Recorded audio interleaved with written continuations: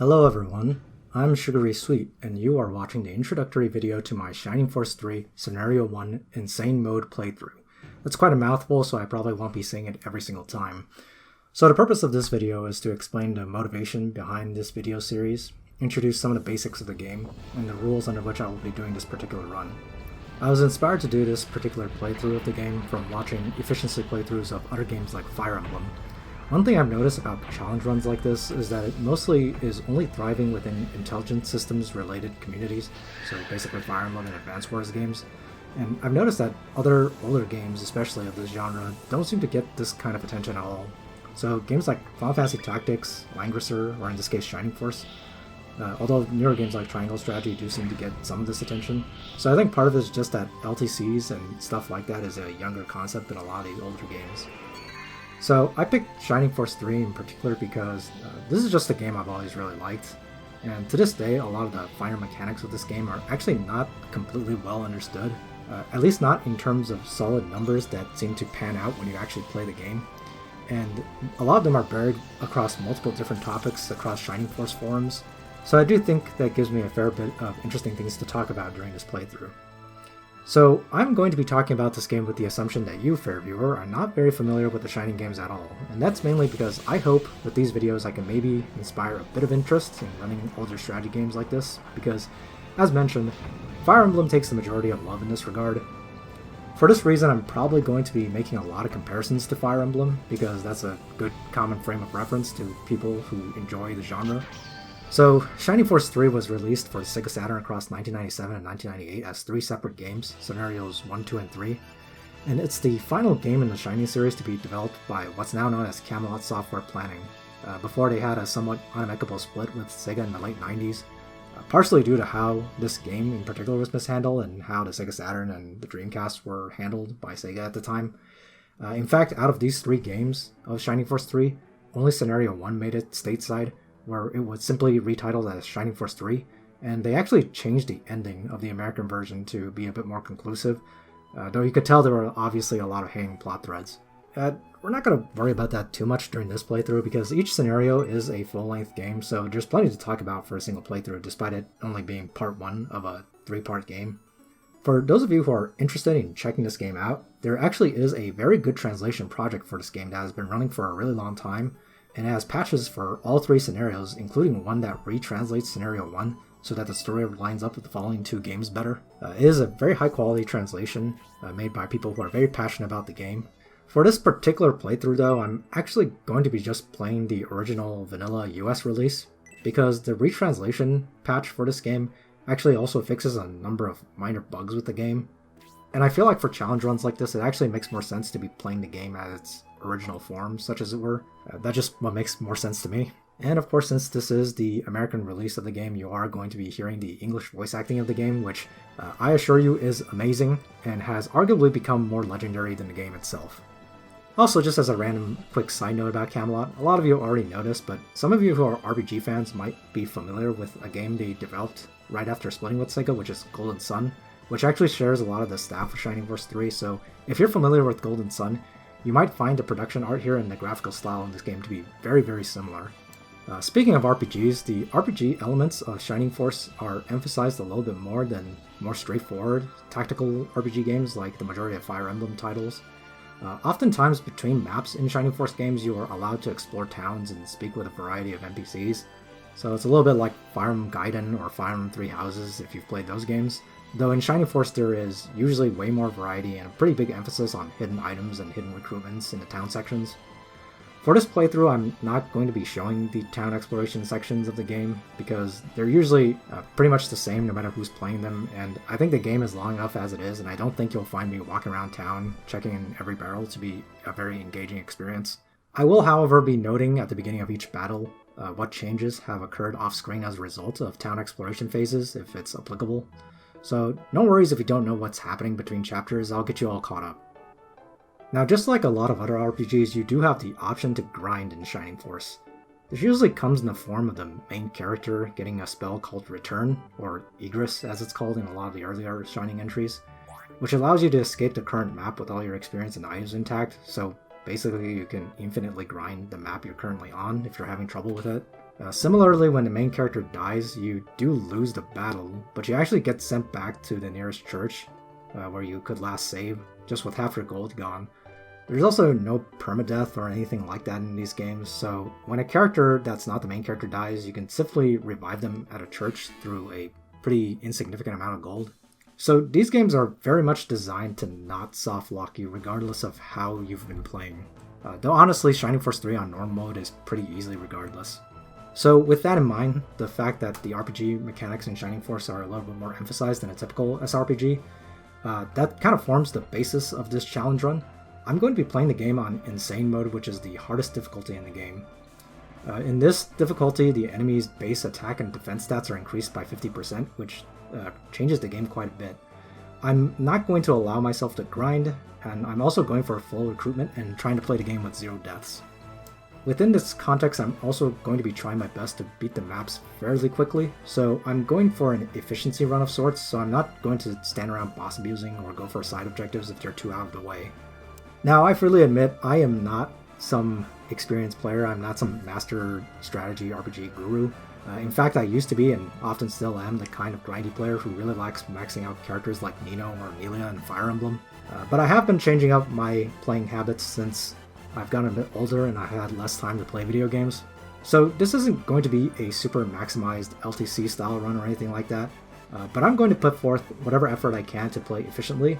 And like I said, I want to try to encourage some interest in the game, so hopefully if some more skilled players are watching, you can point out some of the deficiencies in my play and tell me about any missed turn saves I have, while also introducing people who are not familiar to Shining Force to some of its finer mechanics.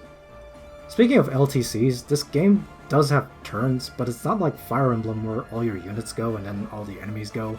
It's structured more like Final Fantasy Tactics or Triangle Strategy, where the order that units go in is determined by a stat, in this case agility. Though unlike games like Final Fantasy Tactics, most units outside of some pretty rare bosses can only take one action per turn. So because the agility stat isn't going to be immediately apparent to any viewers, I'm actually going to be including an agility value list to the side of each screen. And I'm also going to be including the current turn count so that you can more easily follow along with what's going on a bit easier.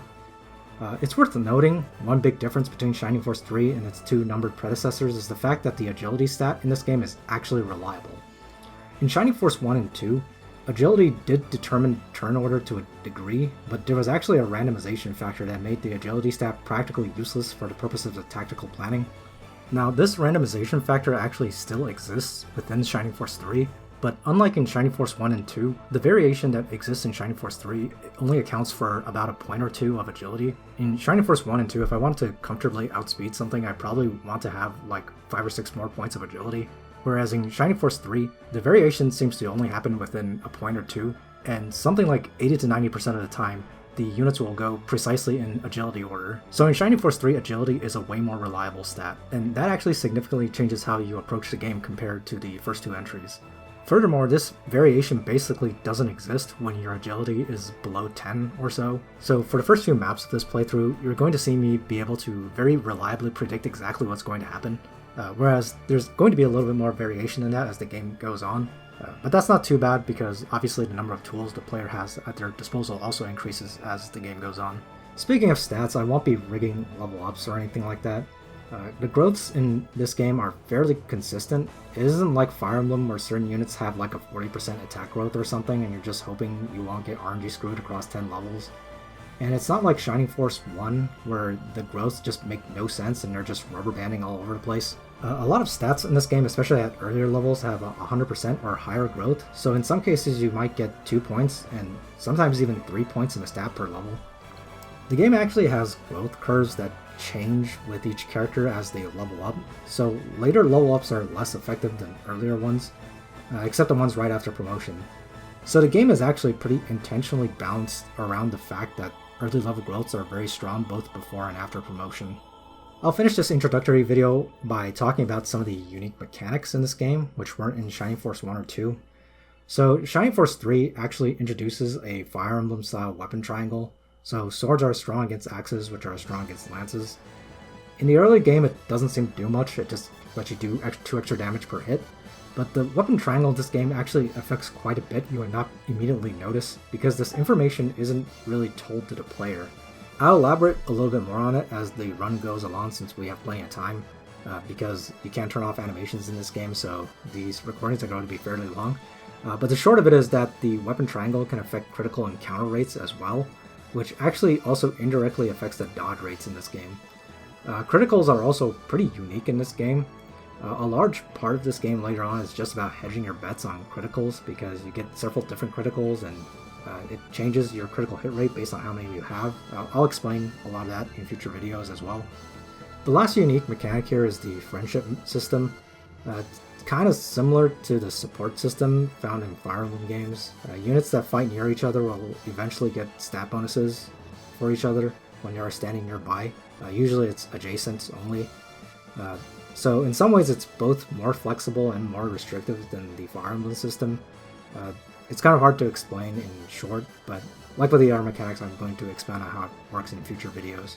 So a lot of these mechanics, if you play this game casually on normal mode, you can pretty much just ignore all of them. They're pretty unnecessary and largely they're just fun things to play around with, since your units will typically get strong enough just on their own to beat most maps, as long as you don't just throw caution to the wind and play with some semblance of tactics.